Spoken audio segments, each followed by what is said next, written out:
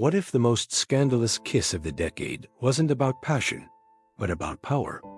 If you believe stories deserve to be told with honesty, nuance, and humanity, subscribe to Lies Unveiled. Here, we uncover the truth buried beneath the headlines. It was supposed to be a moment of Hollywood triumph. A young starlet at the peak of her fame. A director celebrating his first box office hit. Cameras, premieres, red carpets. Everything glittered with success. But in July 2012, a set of blurry, stolen photographs changed everything. Kristen Stewart, the face of the Twilight saga and a generational icon, was caught in an intimate embrace with Rupert Sanders, the much older, married director of Snow White and the Huntsman. He was 41. She was 22. He had 2 children. She had the world watching. The fallout was immediate and brutal. But the real story wasn't just about infidelity. It was about power, about shame, about the way we devour women we once worshipped. This wasn't just a kiss. It was a cultural rupture, one that still echoes through Hollywood a decade later. And it started with a choice that no one was supposed to see. In 2012, Kristen Stewart was untouchable. At just 22, she was the highest-paid actress in the world, the face of a billion-dollar franchise, a generational figurehead for brooding, misunderstood rebellion. Her face was on every magazine. Her relationship with co-star Robert Pattinson was practically state property. Robston wasn't just a couple, it was a brand, a fantasy millions were emotionally invested in. But behind the cameras, things were fraying. Kristen was no stranger to discomfort in the spotlight. Her interviews were awkward. Her fashion choices were ridiculed. She didn't play the game the way other actresses did, and that made her both fascinating and threatening.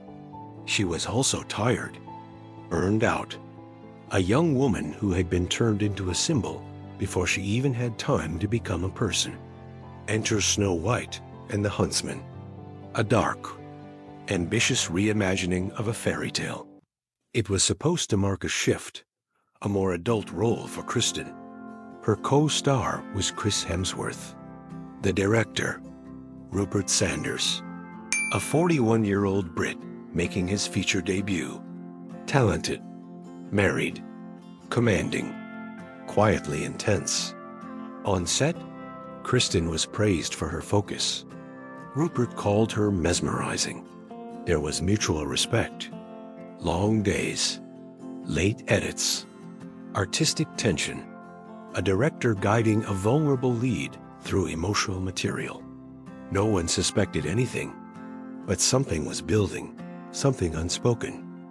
And when the cameras stopped rolling and the long production wrapped, that silence turned into something else, something much messier.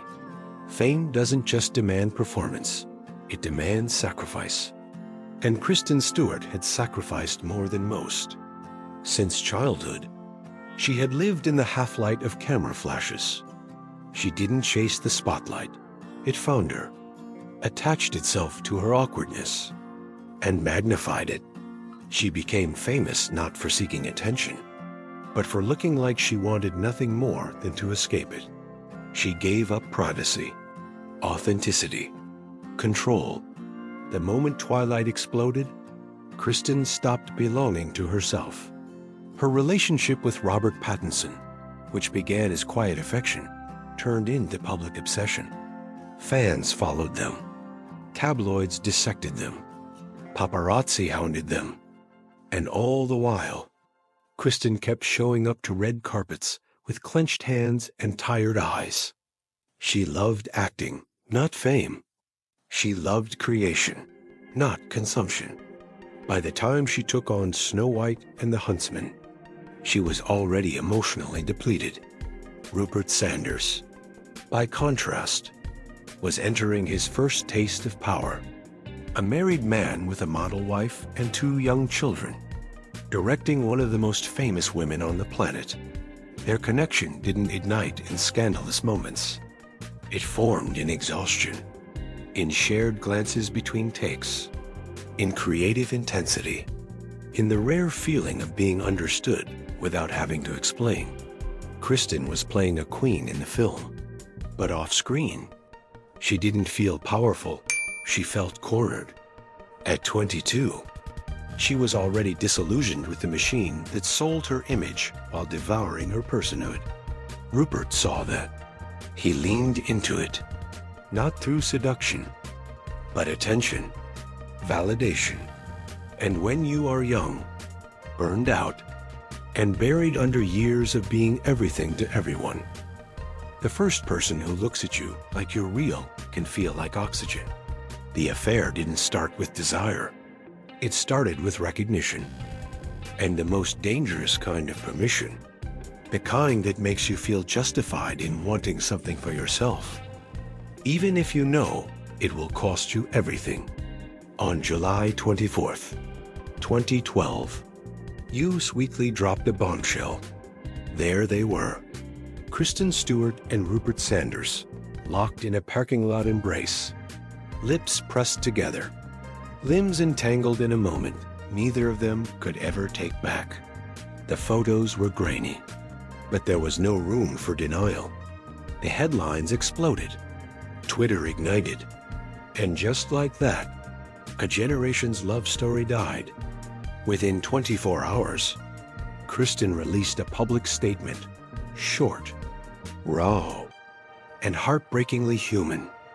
I'm deeply sorry for the hurt and embarrassment I've caused. This momentary indiscretion has jeopardized the most important thing in my life, a person I love and respect the most. Rob. I love him. I love him. I'm so sorry. It was unprecedented. Kristen Stewart, the famously private, anti-establishment enigma, was begging for forgiveness in public. Not from fans, not from the industry, but from the man she had betrayed. Her repetition, I love him, wasn't just about Rob. It was a scream into a whirlwind she could no longer control. It wasn't damage control. It was surrender. Rupert followed with his own statement. I am utterly distraught about the pain I have caused my family. My beautiful wife and heavenly children are all I have in this world. It was polished, distant, more about image than atonement. And then, Robert said nothing. He moved out of the house they shared, canceled interviews, disappeared. And in his silence, the public found its narrative. The innocent man, blindsided by the woman he adored. Liberty Ross, Rupert's wife and the mother of his children, was left to absorb the impact. She didn't speak, but her next move said everything. She posted a photo of Snow White with the word, "Not sulfur monoxide fair," scrawled across it. It went viral. The press didn't just report the scandal, they weaponized it. Kristen became the homewrecker, the trampire, the girl who ruined Twilight. Rupert? He was simply the director. The fallout wasn't fair. It wasn't balanced. And it wasn't over. Because the next chapter wasn't about apologies. It was about what came after, the burn, the exile, and the reckoning. The days that followed weren't days. They were dissection tables. Kristen Stewart didn't just lose Robert Pattinson. She lost the right to privacy, nuance, and even personhood. Paparazzi followed her everywhere. Fans she once inspired now burned her photos. Every talk show host turned her mistake into a punchline. She was no longer Kristen the actress. She became Kristen the adulteress, the betrayer, the girl who cheated. She was dropped from promotional appearances, disinvited from events. Studio execs questioned her likability. A franchise that had made her rich and famous now quietly distanced itself. Even Snow White and the Huntsman, which had grossed nearly $400 million, recast its sequel, this time without her. Meanwhile, Rupert Sanders kept his head down. He issued no further comment, no sit-down interviews, no visible remorse. Despite being a 41-year-old man in a position of power over a much younger subordinate, the industry was slow to condemn him. He was quietly removed from the Snow White sequel, but there were no career-ending headlines, no hashtags, no widespread calls for accountability. Liberty Ross, for her part, moved with quiet precision. She appeared once on the red carpet, composed, defiant. Months later, she filed for divorce and eventually re-established herself in the fashion world, this time on her own terms. Robert Pattinson did what wounded men are often allowed to do: retreat with dignity. He gave no interviews, offered no takedowns, and in doing so, he was mythologized, the silent, noble sufferer, a man too good to speak ill, too hurt to engage. But beneath the silence, something more dangerous brewed. The media had not just reported a scandal, they had built a morality play. Kristen was cast as Eve, the temptress. Rupert as Adam, foolish, yes, but redeemable. Liberty was the wronged Madonna. Rob, the innocent prince. It was Shakespeare meets TMZ, and the script was already written. And the internet? It didn't forgive. Memes, hate pages, hashtags like hashtag Robs, 10 no more, and hashtag Team Liberty trended for weeks. Kristen's face was plastered next to words like slut, trash, snake. No one stopped to ask what had driven her there. No one questioned Rupert's responsibility, because it was easier to burn a woman than to examine a system. The aftermath wasn't about the affair anymore. It was about control, ownership, and how quickly we turn on the women we once adored. For most celebrities, a scandal is a detour. For Kristen Stewart, it became a transformation. In the years that followed, she didn't vanish, but she also didn't explain. There were no lengthy interviews defending herself, no tell-all memoirs. She let the silence do what the headlines never could: give her space to figure out who she was without being seen. What she discovered wasn't redemption, it was identity. Kristen retreated from the blockbuster pipeline and moved toward independent films. She took roles that were raw, strange, and often queer. She played women who were haunted, angry, lost, and in doing so, found a mirror for herself. Movies like Clouds of Sils Maria, Personal Shopper, and Certain Women didn't need her to smile. They needed her to feel. And feeling, after everything, was the most radical thing she could do. During this time, she also began speaking more openly about her sexuality. Kristen, who had once been hounded over every boyfriend, now said plainly that she was in love with women, and she didn't care if people understood it or not. I was so scared to come out, but now that I have, I realized that it was mine to define all along. It wasn't just a personal declaration, it was an act of reclamation. In a world that had tried to define her by a single kiss, Kristen was now writing her own labels, and the industry took notice. In 2019, she starred in Seberg, playing the actress hounded into breakdown by government surveillance and tabloid slander. It wasn't just a role, it was autobiography in disguise. She wasn't asking for sympathy, she was demanding dimension. The press began to shift, not overnight, but gradually. People who once mocked her began calling her one of the most interesting actresses of her generation. Directors described her as fearless. Audiences started to forget the scandal, or at least They stopped defining her by it. Because what Kristen Stewart did wasn't just survive a fall. She learned to stand in it, to own it, and most importantly, to evolve beyond it. She didn't clean up her image. She set it on fire. And from the ashes, she built something messy, but far more real. The backlash Kristen Stewart endured wasn't just personal, it was structural. In Hollywood, men cheat and return to the red carpet with barely a dent in their image. They become complicated, tortured, sometimes even heroic. Their mistakes are cast as missteps on the path to genius or masculinity. Women, on the other hand, are devoured. Kristen wasn't married. She didn't destroy a household, but she kissed a married man. And for that, she was labeled everything from homewrecker to trampire. The media didn't just report the scandal, it used her face as shorthand for immorality. Rupert Sanders, meanwhile, quietly resumed his life. He stayed behind the camera, out of view, out of blame. Kristen couldn't hide. Her sin wasn't just the kiss. It was being visible while doing it.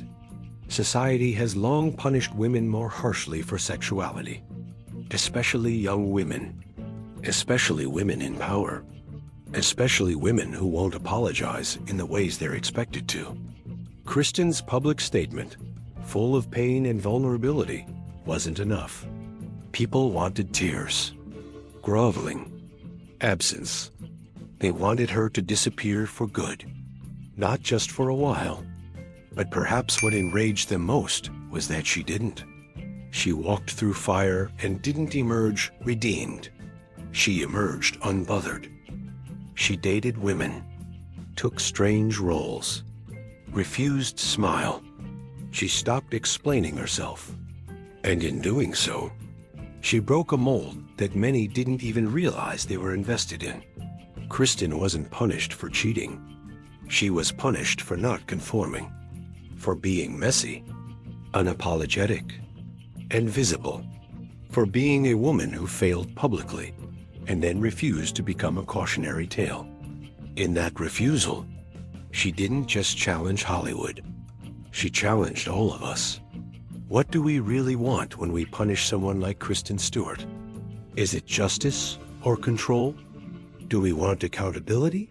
Or do we just want someone to carry the weight of our own disappointments, our own betrayals, our own messy truths?